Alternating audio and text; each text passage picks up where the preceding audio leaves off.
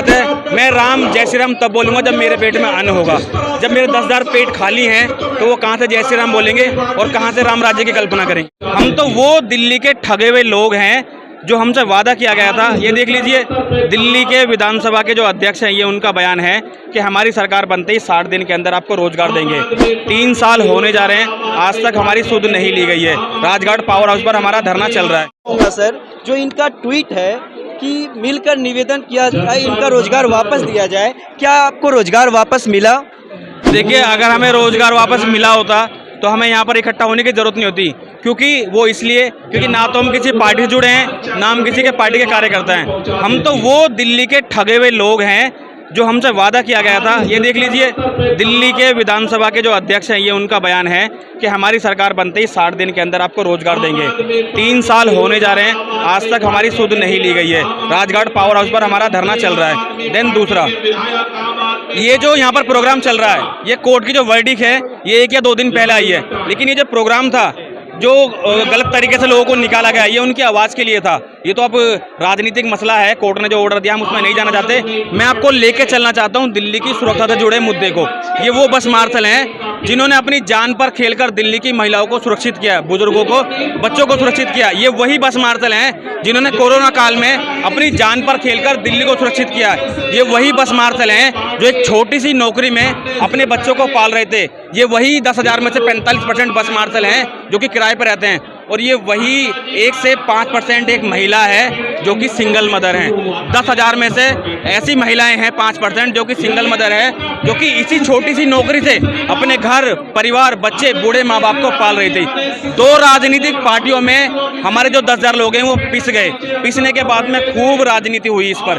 किसी ने हमारे मुद्दे को ढंग से नहीं दिखाया, दिखाने के बजाय हमारे साथ राजनीति और की गई। आज ये जो आम आदमी पार्टी बीजेपी से सवाल पूछ रही है, यही बीजेपी जब आम आदमी पार्टी थी तो आप यकीन नहीं मानेंगे कि इसी बीजेपी पार्टी ने आम आदमी पार्टी के खिलाफ हमारे रोजगार को बहाल करने के लिए आंदोलन किया था। मानेंगे आप कि जो सरकार जीतने के बाद में 60 दिन का वादा कर रही थी, साल भर हो गया, आज तक हमारे साथियों से मिली नहीं है। वही सरकार जब यहाँ पर आम आदमी पार्टी की सरकार थी दिल्ली में, तो उन्होंने हमारे खिलाफ में, हमारे समर्थन में आम आदमी पार्टी के खिलाफ में आंदोलन किया था। अब ये इनके आंसू आप देख सकते हैं कि ये वो मदद। देखिए, आपको ये दिख जाएगा कि एक नेता के साथ में गलत हुआ है, एक विधायक के साथ में गलत हुआ है, अरविंद केजरीवाल के साथ में बहुत गलत हुआ है, लेकिन किसी को 10,000 लोगों के मन की प्रथा, उनके मन का दुख, इस बहन के आंसू नहीं दिखे। देख सकते हैं हमारे साथ सिंगल मदर हैं जिनका कई साल, कितने सालों से नौकरी गई हुई है? 8 साल, 3 साल हो गए। 3 साल हो गए। सिंगल मदर, इनके बच्चे हैं और रो रही है।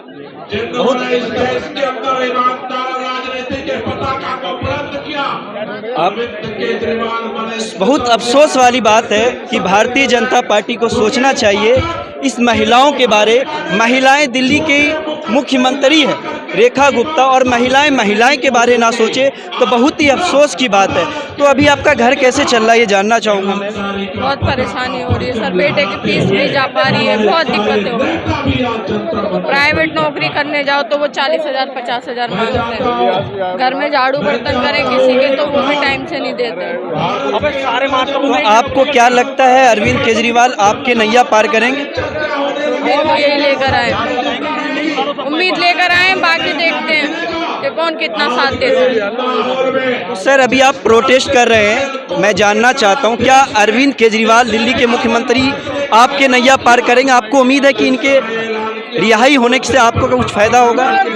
देखिए, सरकारें अगर चाहें तो राजनीति को दूर रखकर, अगर ये चाहें इनके हित के लिए, हमारे हित के लिए, जो 45% जो गरीब लोग हैं हमारे में से, जो किराए पर रहते हैं, उनके लिए ये 2 मिनट का काम है इनका। पहले तो ये बोलते थे कि एलजी का, जब आम आदमी पार्टी थी तो बोलते थे कि एलजी ने फाइल रोक ली, एलजी काम नहीं दे रहा। अब मैं पूछना चाहता हूँ कि एमसीडी से लेके, एमएलए से लेके, सांसद से लेके, जमीन से लेके, आसमान से लेके एक ही पार्टी की सरकार है। अब क्यों नहीं हो रहा? जो वादे, हम इनसे कुछ ज्यादा मांग रहे हैं क्या? हम ये बोल रहे हैं कि हमें 99 नॉर्थ एवेन्यू पर कोई बंगला लोड कर दो? नहीं, हम तो मांग ये रहे हैं कि आपने जो हमसे वादा किया है आप इसको पूरा कर दीजिए कि जिससे ये अपना घर परिवार चला सके। कोई 10-15 हज़ार 20 हज़ार की नौकरी से ये अपना घर परिवार पाल रहे थे, ये लोग खुश थे। इनको रोड पर छोड़कर बेरोजगार कर दिया गया। इनकी आत्मा से निकली हुई बद्दुआ कहाँ जाएंगी? देन दूसरा क्या है, इनसे वोट तो ले लिया गया, लेकिन जब ये अपना अधिकार मांगते हैं तो बीजेपी के सारे नेताओं के जो दफ्तर ऑफिस है ना, वो सब बंद हो जाते हैं। क्यों? हमारी आवाज़ को उठाया कौन? मैं तो मीडिया कर्मियों से एक निवेदन करता हूं कि प्लीज़ आप भी, जो भी आपको नेता मिले, बीजेपी का एमएलए, एमपी, कोई मंत्री, तो उनसे जरूर पूछना कि सर आपके कुछ ट्वीट हैं, आपके कुछ अखबारों की कटिंग है, आप अपने वादे कब पूरे करोगे? तो मेरी बात यकीन मानना, वो अगली बार आपको इंटरव्यू नहीं देंगे। अगली बार क्यों? क्योंकि आप एक सच की आवाज़ उठाओगे, वो आपको अगली बार इंटरव्यू नहीं देंगे और बोल देंगे कि इस मीडिया कर्मी को ये हमारे ऑफिस दफ्तर में नजर नहीं आना चाहिए। बस यही चल रहा है, अंधेर नगरी चौपट राजा।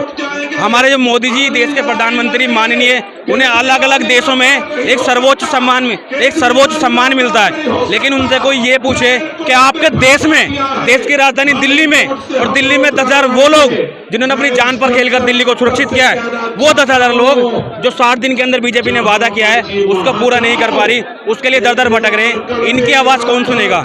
इनका जो खाली पेट है उसमें रोटी कौन डालेगा? अगर हम रोटी की आवाज़ उठाते हैं तो हमें मिलती क्या है? जेल, थाने, मुकदमे, केस। तो इससे तो एक काम करो ना, इन 10,000 लोगों को एक जगह इकट्ठा कर इनको सामूहिक फांसी दे दो, किस्सा ही खत्म। मोदी जी तो कह रहे हैं कि सर स्वर्ण युग आ गया है दिल्ली में। देखिए, जब देश की राजधानी में ये हाल है, भाई अगर यहाँ पर राम राज्य होता तो क्या यहाँ पर लोगों को इकट्ठा होने की जरूरत होती? देखिए मेरी बात सुनिए, राम को राजनीति से मत जोड़िए। राम विषय है आस्था का और रोजगार विषय है पेट का, भूख का। तो इन दोनों को तो पहले आप एक मत कीजिए। ये एजेंडा है सरकारी पार्टियों का, उसमें तो आप ना ही फंसेंगे तो ज़्यादा अच्छा है। सिंपल सी बात है, मैं राम जय श्री राम तब बोलूँगा जब मेरे पेट में अन्न होगा। जब मेरे 10,000 पेट खाली हैं तो वो कहाँ से जय श्री राम बोलेंगे और कहाँ से राम राज्य की कल्पना करेंगे? तो आप देख रहे हैं किस तरह हमारे साथ बर्ड्स मार्शल भी आ रखे हैं और सिविल डिफेंस के लोग हैं, काफ़ी सालों से बेरोजगार है और अपनी मुख्य मांगे मांग रही। सर जानना चाहूँगा, क्या आम आदमी पार्टी और भारतीय जनता पार्टी आपके मुद्दों में राजनीति कर रही है? हम तो राजनीति के ही शिकार हुए हैं। पहले जैसे केजरीवाल जी को अंदर डाला, वो भी राजनीति करके अंदर डाला था। हमको बस से हटाया, वो भी राजनीति करके बस से हटाया था। ये साफ साफ लिखा है इसमें कि हमारी सरकार लाओ, केजरीवाल को भगाओ, तब हम 60 दिन के अंदर आपको आपका रोजगार देंगे, आपका अधिकार देंगे। लेकिन क्या हुआ, आज 28 महीने हमारे को जंतर मंत्र क्या नाम राजघाट पे बैठे हो गए, सचिवालय के सामने बैठे हो गए, आज तक हमारी सुनने वाला कोई नहीं है। हमें लाठियां मारी, हमने लाठियां खाई, हमारे को पानी के फव्वारों से इतर तितर बितर किया गया, हमारे को सुनने वाला कोई नहीं है। आज तक जैसे बीजेपी ने हमसे वादा किया था, हमारे कुछ साथी उस बहकावे में आके कुछ बीजेपी के साथ चले भी गए कि हो सकता है काम हो जाए, लेकिन इतना बहकावा देके आज तक हमसे मिलना भी नहीं है। ठीक है, ना तो हमको रोजगार दिया गया, ना हमसे वादा किया जो पूरा किया गया। आज तक हमें धोखे में रखा गया, राजनीति करी गई, हम राजनीति के शिकार हैं। अभी हमें उम्मीद है कि केजरीवाल ही हमारा समाधान निकाल सकते हैं। ठीक है, इसलिए हम केजरीवाल की सपोर्ट में आए हैं। दिल्ली के वासी, जब कोरोना काल था तब हमारे इन कोरोना वायरस ने, कोरोना योद्धा ने बढ़ चढ़ कर भाग लिया। इन कंधों पे लाशें ढोई, हमने लाशें बस भर भर के लाशें ढोई हैं।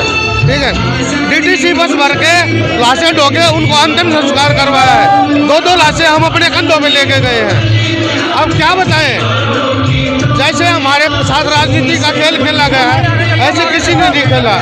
बीजेपी एक राजनीतिक पार्टी है, हिंदू मुस्लिम ही कर सकती है, वो किसी को रोजगार देने लायक नहीं है। बस कंडक्टर, बस ड्राइवर, बस मार्शल, मोहल्ला क्लिनिक, कहीं भी चले जाओ, इन्होंने किसी को रोजगार नहीं दिया।